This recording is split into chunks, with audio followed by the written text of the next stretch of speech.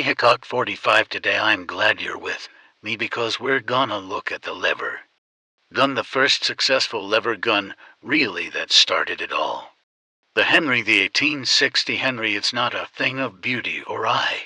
That's it, not. It's empty, as you might be able to tell. I loaded it on Sunday and it's kind of late in the week, so it's run out, but we're gonna reload it here in a second and see how it does. This is the first successful lever gun, I guess you could say. Not the very first attempt at it, but the first one that was produced, sold, shot, and used even in the Civil War, and you recognize that most of you probably had a beauty.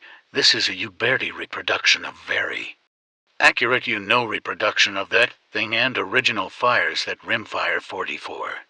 And they sell for around 50,000, and so I doubt that you're go now see too many of those and YouTube videos people shooting them. We are going to actually fire this one, so to load it is very unusual for a big old lever gun. You pull this little tab, put that over to each. That opens up the tube. Now that looks pretty cool, but it does have some disadvantages as we slide some cartridges in here. I'll talk about a little bit of that. You want to be careful not to have too much of an angle and have you around slamming against each other. That's not good, even though these are flat nose. It's not good because they're heavy, and you could have a mishap if you're slamming those rounds on each other. And also when you release the tab, which I'll do in a second, you want to be careful about that and not let it slam into the rounds either. Okay, you pull that back off. Of course it's not gonna happen when it's full, but that's how you load it. And of course you can see the rounds. Pretty cool. However, there's some disadvantages to that, right? But you could get dirt in their dust and fouling and everything, and you can mess up the works easily. But this was the first real attempt at it. Let's take a couple of shots with it. All right, this is 45 long Colt. Okay, we couldn't find any 40 for Henry rimfire, but we would have bought some, maybe some bulk packs of it. If you tell anybody I missed that to leader there, I will never forgive you. But that's what I just did. How that Pendo, stranger things have happened. Notice the tab is coming down as the rounds are being expended right into my hand, so I'm gonna move my hand in front of it and take couple more shots. So there's a floor apart. There was a fire. Applause. Whatever it was, it's not any longer. Oh, there's another pot we didn't show you. See, that tab comes all the way down now, and like I was saying, you wouldn't want to reload it. Say you're just gonna load 4 or 5 rounds or something. Let that thing fly, because look at that. I might not be good. You slam that into those rounds. Okay, so that's just something to be aware of in terms of safety with these firearms. As I was saying, you wouldn't want to. Okay, time to load it. You wouldn't want to do this. Put it on your, now people have done it, I'm sure. Put it down on your foot, and drop a rounds in. That would be the natural inclination, but not the best practice at all. Okay, it's not what you would do. It's a lever gun, obviously, and you know it. That's pretty much traditional, isn't it? Looks like most of the lever guns that you've seen in terms of how the lever works. The firearm, you pull the trigger. When you elaborate, it brings another round up. You tease it in the chamber and everything, except the one big difference is this was one of the very first ones. I shared some of that with you, but the Volcanic Arms Company, which was in existence back in 185, South mid-50s, was making in a block. So I got my little cheat sheet, the little pistol I've shown before, called the Volcanic pistol, and you notice it looks similar to this and the action, because it's key and of the great-grandfather, you could say, the Henry, and that's a product of the Volcanic Arms Company. In fact, Smith and Wesson, Horace Smith and Daniel Wesson, worked on that. They borrowed in bots and tents that dated back to 4, 5, 6, 7 years earlier to Hunt and Jenin. So it's, there's a lot there, a lot of history of everyone to read about it. So there were some early attempts at Lever gun would buy Hunt and Jennings, and then when it got to the Volcanic Arms Company in the mid-1850s, you had Smith and Wesson working on it. They improved it, and they needed investors in the mid-1850s, and guess who became their chief investor, top stockholder, a guy by the name of Oliver Winchester. You guessed it, and so he was a very key player there, and they were using a round th. And that gun that was like this at the smaller caliber, but it was a hollowed out piece of lead with powder in it, and then I think they worked out a priming system for it too, but it just wasn't very powerful. It was a small caliber 30 to 25, something like that, and it just wasn't as reliable or effective, and so the company fell on bad times really, and so Oliver Winchester more or less took it over. Smith and Wesson left to make revolvers and focus on that, I think, and then Oliver Winchester became their president and basically the owner of that company. Okay, Volcanic Arms. He changed the MEN 1857 to New Haven Arms Company. That's when he hired a fellow by the name of Diamond Tyler Henry as plant superintendent and put him to work on devising fixing this thing, and they're working on new cartridges and everything, improving the action of the Volcanic, and he came up with this. Okay, that's kind of this the nutshell. No story there, but this is what he came up with by 1860. That's Hi, it's called the 1860 Henry, and it fired this 40 for rimfire cartridge. This is actually an original in a copper case. This is the real deal right here, and that's what it fired, the 40 for Henry rimfire. We done. Do you have any of those? Like I said, so let's load it up.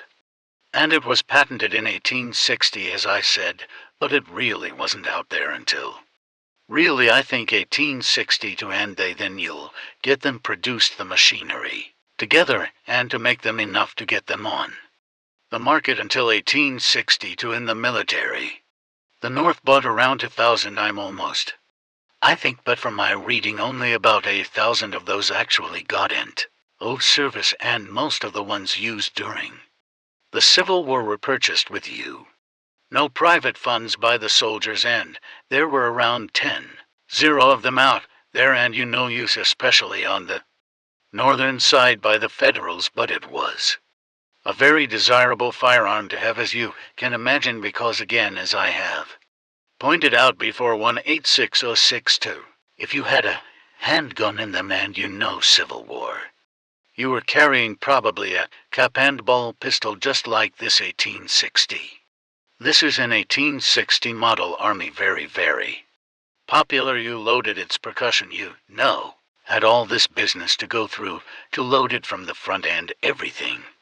It didn't use cartridges. They were later some conversions even to this cartridge, but that was later in the 1860s, later 60s. So they're packing muzzle loaders. Most soldiers had a muzzle loader, so can you imagine how cool it would be to have this, as Colonel Mosby said, is that damn Yankee rifle that you load Sunday and fire all weekend. That's what I was alluding to earlier, because this was new. This was a new thing to have, something that you could actually rapid fire. We take it for granted, in fact, so many of you might look back on it while an antique and old lever gun. Who wants that? Well, in the early 1860s, this was like having a minigun. It was something would hold that many rounds enclose the cartridges that were pretty much protected from the rain, because you know what they were doing before then. They were loading from the muzzle and with powder and ball and everything, so this was high tech, really high tech. So let's bring one up in these old toggle link systems like this one in 1866 and the 73 and the 76. You had a toggle link system. The elevators would bring the roundup go as straight in that torpedo right into the chamber, and then you bring it up and fired. I think the sights are pretty close on. I've not had this long, but let's try the red flake just for kids a lit. Let piggy turkey. Now the tab is right there in my hand. You can kind of grab it like that so that maybe it goes through your hand.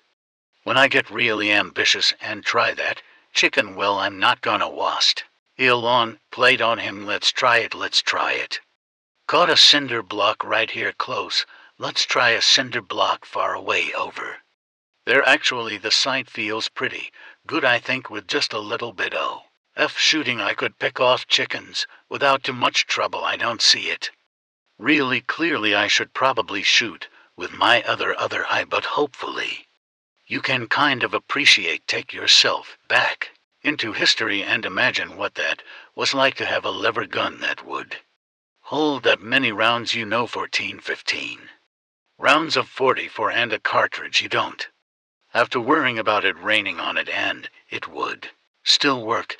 They were black powder, of course, that's all there was in the 1860s, but water, and, of course, on top of everything else is that not a gorgeous firearm. I have always admired them. They're just beautiful. They really are. Now they had some disadvantages, but I mean there is not a firearm that I'm aware of that really is better looking than that. If you want to just talk about the looks of course, and of course it's very functional, just a gorgeous firearm, yeah.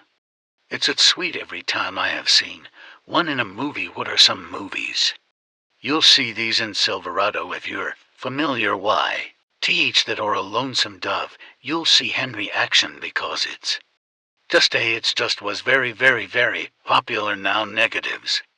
Well, that opening, like I've talked about, you'd get dirt into it, of course, and hang up you're feeding your tube and everything, and then I have to try to get it clean, the actual loading system, because you have this tag, coming up through there and your hands, and everything, and I understand that these would get rusty sometimes. You didn't keep them lubed and really clean and oiled. This shroud that covers the barrel there and spins, and of course the safety is Sue's with loading it, dropping around, stand on top of each other, big rounds, fairly powerful with the spring slapping against it. That you could consider a disadvantage. Now some of that they were and aware of, because this was the first. Right, we can talk about all that being really negatives, and wow, how crazy. Why would you invent it like that? Well, that's because we've been seeing tubular magas in us all of our lives, and so this was one of the first, so they just had to figure out how to do it better, while all they knew was still loaded from the end. What happened there was a patent. It was King's patent, a loading gate that came along a little bit later, and this one doesn't have it, of course, because it's a Henry. These are just made basically from like around 1861 to 66 when the Impro bed Henry came out, and just briefly, this is basically what they did to improve it.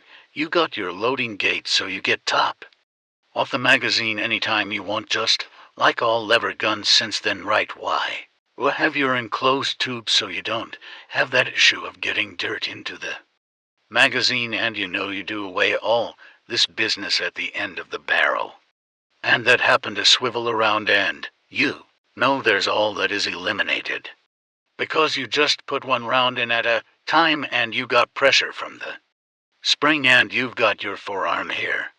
You got a forend that enables you to hold by that, and you don't have that tab coming down into your hand. And also, these barrels, especially with black powder, get very hot, with rapid firing. They're very much so with the forend. This were cost them the accustomed to seeing on all ever guns. You got protection there, okay, so those were some big innovations. So plus if you notice, the tube is part of the barrel. That's all one pie. At the pretty expensive to manufacture. That the what would want to try with an octagonal barrel to boot, so when you can manufacture those separately, it gives you more options on the bear, on everything else. So store the brass frame on the 66. This was basically an improved Henry. Okay, so let's load him up again. This is about this wonderful Henry, this wonderful piece of history. So anyway, the Benjamin Tyler Henry, basically came up with this. He worked Night and day, and 58, 59, 60, getting this thing where he wanted it. And he's working for Winchester, basically right winches. Tur was in charge of this company, the New Haven Arms Company. That's why this really is a Winchester. It just didn't have the Winchester name on it, so it was Winchester's company, essentially. The New Haven Arms Company, and then when he in 66 they improved it further and came out with that one over there I was just showing you. He changed the name of the company to the Winchester OKS. Oh, this really is a Winchester, essentially. OK, first incarnation got the same toggle link system and not a really strong action. Most of these, or all of these basically, are a pistol cartridge revolver, but if not revolver but lever gun they fire. Like that's definitely a pistol cartridge, right? And so was the 45 Colt. And the 66 fired the same cartridge, the 40 for rimfire Henry, so you really didn't have a centerfire cartridge until you got to 73, with the 40 for 40 and the 73 model, which was an iron frame, which is another story. But today we're looking at this baby and a guy, and for whatever negatives it had, for the times it was an extreme innovation. It's like going back, and like my Macintosh computer I bought in '84, it was pretty innovative, but after you compare it with computer today, yes, it's a joke, right? An absolute joke. So pretty cool. Again, this is one beautiful rifle. It's really not all that loud with these 45 Colts and its long barrel. It will still use ear protection. We have a couple of cinder blocks over there. It needs some attention. I think my pieces of one. There we go. This one right here needs another hit. That's for sure. Nice. So we have a shot too. Gone. Take a little history to the gong and up closer. Oh yeah. Let's try plate here. See where it hit. See, to be able to do that, to be able to lever and shoot rapidly in 1862. Well, I mean, that was pretty amazing. It was really the first gun firearm that allowed the rapid fire. It's a little bit difficult to rapid fire a muzzle loader. I've tried it and I fail every time with this, though. Why? Who can actually fire rapidly and with a pretty gun? Let's put just a couple more in it.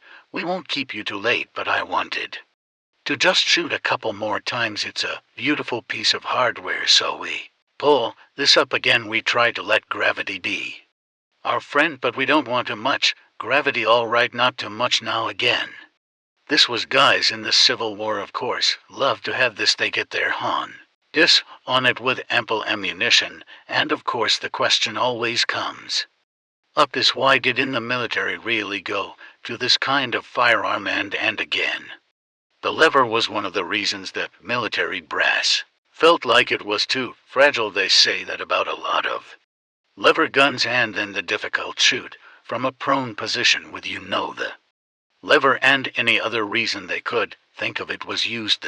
These lever guns were used in militaries around the world, Turkey, different places, especially before there were other better options. But think about it, if you were in the Wild West, because 1860s, you still have some Wild West for sure, don't you? While areas may be in lots of areas, but wild country and lots of areas, and all you had before this was maybe a single shot shotgun or a rifle, and what it took to reload it. Well, think about this. If you think of the confidence that you would have just having this on your horse or in your wagon, no matter where. Why? Or now it'd be tough maybe to bring down a grizz with it, but maybe you could, just because the cartridge is underpowered, still works pretty well. Having that kind of firepower in 1860 to know why.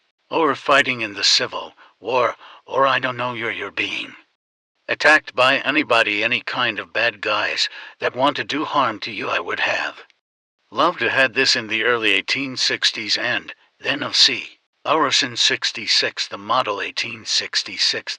The brass frame, of course, is not a big negative, but a metal frame, iron frame, is a little bit stronger, so that's Something to it can be considered a negative, I'll tell you. You though that is such a good-looking gun.